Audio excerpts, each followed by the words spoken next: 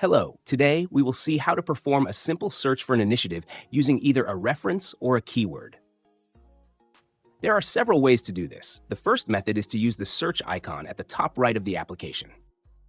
This method allows you to locate an initiative by its reference, title, memo, or tag.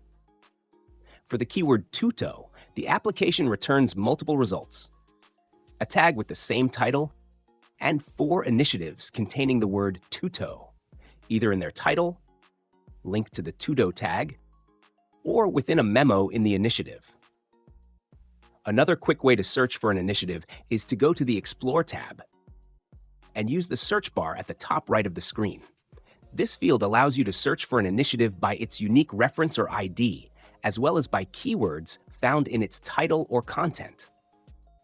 Finally, on your homepage, you can use the search field in the Explore Initiatives block. The application will return results in the Explore tab using the same search method mentioned previously. In an upcoming video, we'll take a closer look at exploring initiatives and performing filtered searches. Thank you for watching this tutorial, and see you soon.